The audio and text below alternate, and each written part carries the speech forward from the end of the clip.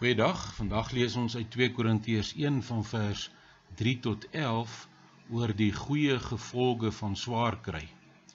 Nou swaar kry is 'n ding wat ons elke dag beleef en as gelowiges wonder ons daaroor, want daar is selfs mense wat vandag beweer dat as jy 'n Christen is, dan gaan jy nie swaar kry beleef nie, want God wil hê dit moet altyd net baie goed gaan met jou. En dit is sy werk as God om te sorg dat alles met jou goed gaan. Maar as ons na ons eie lewens kyk en as ons die Bybel lees, dan besef ons dis nie die waarheid nie. God het ook met swaar kry in die lewe van gelowiges 'n goeie doel. Kom ons dink vandag 'n bietjie daaroor.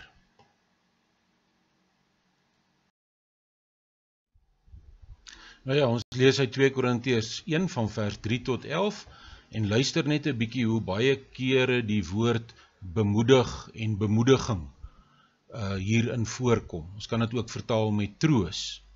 Aan God die Vader van ons Here Jesus Christus kom al die lof toe. Hy is die Vader wat hom ontferm en die God wat in elke omstandigheid moed gee. In elke moeilikheid bemoedig hy ons. Daarom kan ons weer ander bemoedig wat in allerlei moeilikhede verkeer. Ons kan hulle bemoedig met dieselfde bemoediging waarmee God ons bemoedig. Want net soos daar vir ons 'n oorvloed van lyding is ter wille van Christus, is daar ook vir ons 'n oorvloed van bemoediging deur Christus. As ons dus in beproewing kom, is dit dat julle bemoedig en gered kan word. As ons bemoedig word, is dit om julle te bemoedig en te versterk, sodat julle met geduld dieselfde lyding kan verduur wat ons ook verduur. En wat julle betref het ons 'n vaste verwagting. Ons weet dat net soos julle saam met ons deel het aan die lyding, julle ook aan die bemoediging deel het. Ons wil hê, broers, dat julle moet weet van die moeilikhede wat ons in die provinsie Asië ondervind het. Die swaar wat ons moes verduur het ver bo ons kragte gegaan, sodat ons selfs die hoop om te bly lewe laat vaar het. Trouwens, dit het vir ons gevoel asof die doodsvonnis klaar oor ons uitgespreek is. Maar dit het gebeur, sodat ons nie op onsself sou vertrou nie, maar op God wat die dooies opwek tot die lewe. Dit is hy wat ons uit so 'n groot doodsgevaar gered het en ons weer sal red. Op hom is ons hoop gefestig. Hy sal ons ook verder red. Daartoe werk julle mee deur vir ons te bid. So sal die gebede van baie 'n seën van God vir ons bring en dan sal baie hom vir ons dank. Nou ja, ons dink gewoonlik swaar kry is iets om te vermy. En dit is so, swaar kry is moeilik, dis glad nie lekker nie. Maar as gelowiges het ons die troos dat daar ook goeie gevolge van swaar kry is. Nou hierdie is so 'n ryk hoofstuk dat ons onmoontlik vandag die hele hoofstuk kan uitput, maar ek wil net op 3 punte wys. Die eerste is, swaar kry herinner ons aan God se vaderhart.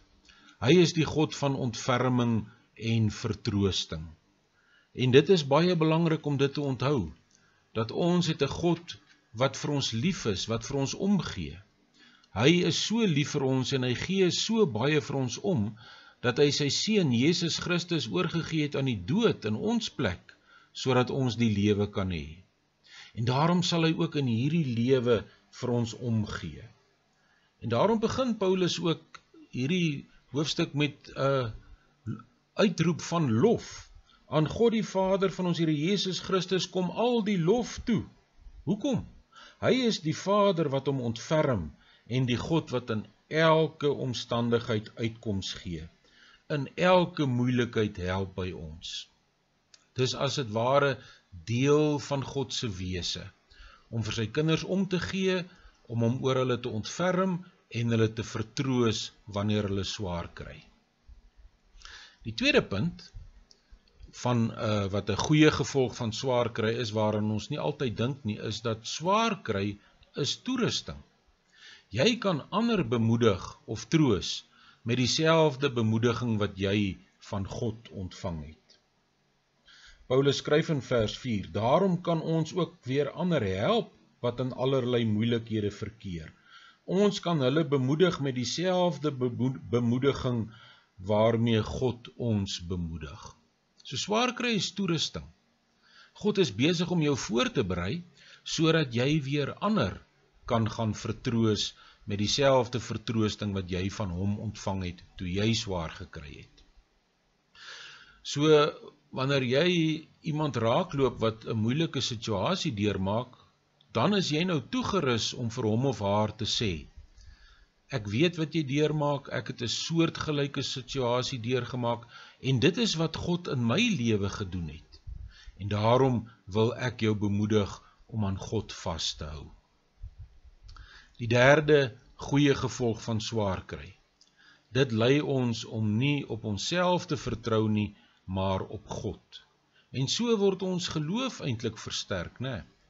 Wanneer dit goed gaan, kan ons baie maklik ons geloof 'n bietjie op sy skuif en kan ons op ons eie goeie hoedanighede vertrou.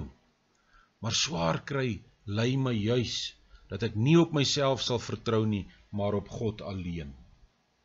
Paulus sê die swaar kry wat hy deurgemaak het, was so erg dat dit vir hom gevoel het asof die doodsvonnis klaar oor hom uitgespreek is. Maar dan bely hy dadelik, God het daarmee 'n doel. Hy sê, dit het gebeur sodat ons nie op onsself sou vertrou nie, maar op God wat die dooies opwek tot die lewe. Is dit nie 'n wonderlike troos nie, dat swaar kry lei my om nie op myself te vertrou nie, maar om weg te kyk van myself en op te kyk na God en om te weet, hy is almagtig.